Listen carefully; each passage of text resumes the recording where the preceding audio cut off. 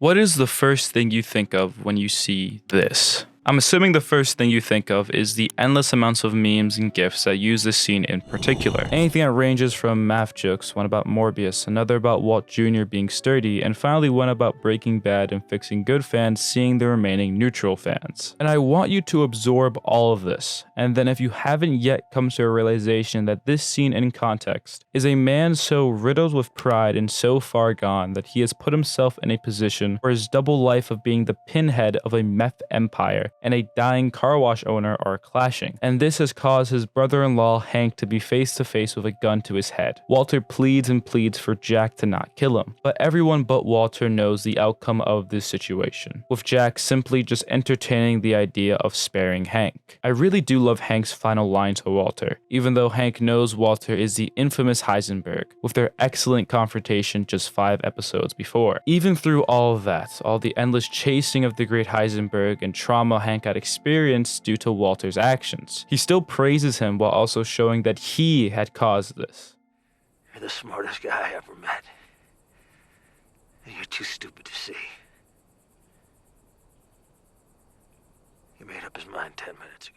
With tears rolling down Walt's face as he slowly begins to realize that there is no bargaining or any clever elaborate scheme that can save Hank this time. Hank then attempts to complete his final sentence and is killed dead center in it. With nothing more than silence, Walter White has an emotional breakdown, falling to the ground sobbing, with nothing more than him with the face of regret staring at the dead body in front of him. It's genuinely such a heartbreaking moment in television, with Bryan Cranston delivering such a powerful scene for his character, and even the show itself. Season 1, Episode 6 of Marvel's The Punisher has a scene in which our main character Frank, or The Punisher, is sitting down while his family sets the dinner table. They conversate and smiles are seen across everyone's faces. But then there are knocks on the door, and the conversations and laughs slowly begin to fade out, as 6 people with guns walk in and brutally massacre Frank's family in front of him. He is stuck strapped down to his chair, unable to do anything more than watch. It is then revealed that it was a dream of the experience caused by his rampant PTSD. But you probably have already seen the scene as a reaction gif with the caption of "me with no milkies." In The Boys Season 3 finale, Homelander has revealed his son, Ryan, to a rally of his supporters. And a protester against Homelander stands alone as he screams at Homelander, calling him a fascist. He then throws a beer can that hits Ryan in the face. Homelander, without hesitation, lasers half his head off. Silence induces, but then applause and cheer rises throughout the rally, with a disturbing performance from Anthony Starr as his doubt becomes joy that dictatorship will work, and his followers will support him regardless. But you've probably been introduced to the scene due to a meme of it with the caption of El Yeast. Today I want to talk about the new age relationship of memes and media, and in this ever-growing space of the internet, we are currently experiencing something never before seen. Which brings me to the question, are memes ruining media?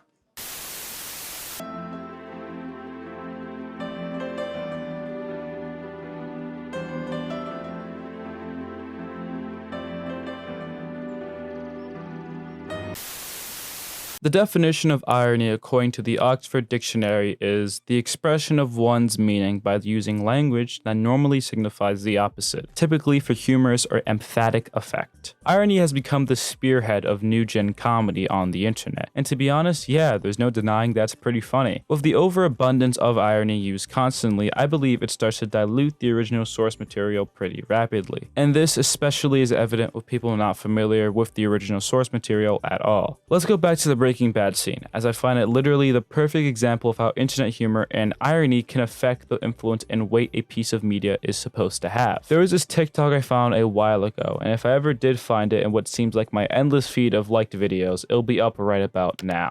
Now, if there wasn't anything that popped up, I apologize, but the TikTok was essentially this. A guy watching Breaking Bad for the first time and then stumbling across the scene, and how he literally couldn't keep a straight face throughout it due to the meme just completely ruining it for him. Now, I'm more than positive that so many more people have shared this exact same experience with so many other shows. Like, even I have had the same feeling of something being ruined for me, or me not being able to appreciate a scene in its own nature due to me seeing it 10 times before with some stupid impact text font caption. My example being the already mentioned Homelander scene. I've never watched The Boys in full. I know little to none about the character dynamics outside of Homelander being an evil man-child. But when sitting down and actually watching the full scene for the first time, and thinking of a stupid meme I saw the day before when it cuts to Homelander's face is just kinda disappointing, honestly. And it's not that I'm blaming the memes or the people that make them at all, the feeling just kinda sucks. Anyone who saw that scene without the meme existing definitely had a better experience with it than I did due to things that are far out of my control. There's a genuine point to be made that memes and internet culture cause this very real, very common shared experience of people not being able to fully enjoy or engage with a piece of media due to reaction gifs and images in the replies of Twitter threads. Or the idea that even with the viewer understanding the context of a scene and the seriousness and the weight it has, even with all that, it almost gets forgotten due to the oversaturation we have of these irony-based memes. And I mean, yeah, at the end of the day, it's definitely avoidable. Simply just don't be chronically online enough to find any of these memes funny. But let's be honest, none of us really want that. So what is the solution to this predicament at hand? And honestly,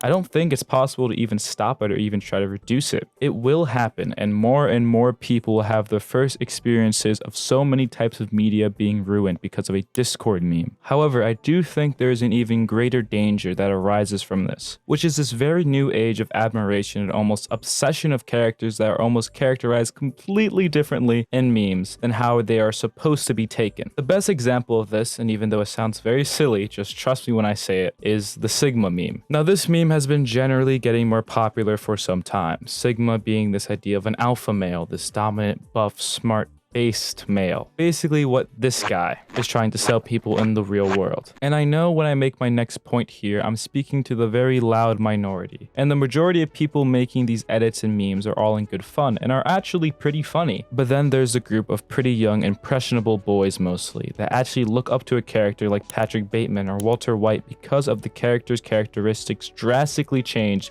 for these memes. There's plenty of people online that use these characters as a framework of self-betterment. And the memes not being able to give the complete context of the story and message the creators were actually trying to send makes this weird type of micro indoctrination possible. Like in both of those movies / shows, the character that is quote unquote Sigma is a loser. Yeah, sure, Walt blows up some stuff here and there using his brilliant mind, but at the end of the day, he's a deadbeat father riddled by pride that manipulates quite literally every character he meets and kills them if they try to do the same. Patrick Bateman is a mentally ill man with the need to fit in so badly that he works at a job he hates and fantasizes about killing those below him or people that make him feel inferior. They are losers. They aren't supposed to be seen as positive influences. But you add internet irony and then media illiterate children to the mix, and now there's a kid who thinks they have a Sigma mindset unironically. There's so many factors and variables to keep track of nowadays with all of this, even to the point where there is a 94-page case study about internet memes. Imagine showing someone this and then it later becoming some of the most influential pieces of media that we have. Something that can connect a whole community together through a single image. Something that can connect to an infinite amount of communities with just a single GIF. But with that pretty huge positive, you have this overwhelming dilution of the media the memes make their canvas on for the most part. Like at a certain point, the meme becomes more recognizable because it's a meme rather than because of the original source material. And I would really love to ask how someone like Vince Gilligan would feel seeing his beloved characters be used in such unexplainable ways as someone unaware of the culture of the internet. I mean, would he enjoy that his characters are getting more recognition and that the internet has kind of taken them as their own? Or would he kind of be upset that there's this large group of people knowing of his work only through these images and haven't experienced it the way he intended? As a creator myself, I don't know how I would handle my character being morphed into some harmful ideology mascot or a scene that was aimed towards truly connecting the viewer into the world I created be turned into some meme. Like obviously there is a serious want and desire for your creation to become this meme because of the ridiculous, unimaginable amount of publicity you obtain. I mean, we see it all the time with companies of all types trying to push meme formats or trying to use their IPs as a meme, and it almost never works because it isn't organic and most of the times it isn't funny. But that makes it to the point of why is Walter White's emotional breakdown funny, but this isn't funny, or this isn't, or the endless amounts of examples we can use. And honestly, I don't know. I guess Walter makes a funny face and that's funny, and yeah, yeah, I don't know how I could answer why we happen to find some of the best performances and most emotional scenes funny out of context. And I don't think there's a way to predict it. I don't believe there's a way to even prevent it, really. The internet will find its way into making a laugh happen. But will that in turn eventually ruin media? If the internet continues to make whatever it pleases the face of jokes and reaction gifs, will it eventually get to the point that so much of the media we're introduced to is from memes of all things? It may sound ridiculous, but I think there's some substance to it. The internet will eventually move on with this love of irony and humor, and a new type of spearhead will rise. But until then, I'm not sure if it's necessarily ruining media, but I do believe it is negatively affecting it, and realizing that I believe is needed if we can't really even prevent it. At the end of the day, my goal with this video was to shed some light on something that I don't really see ever get mentioned, and to try and show how at its worst it can influence people negatively, while also being something completely harmless and enjoyable. Memes will always be a part of our society as long as we have an internet connection, but being aware of its effect on other things in the real world and how it can push dangerous ideologies is something that sounds ridiculous and stupid, but is very real and needed. It's a phenomenon that is entirely unique to our current day and age, and there's no telling how it can go from here.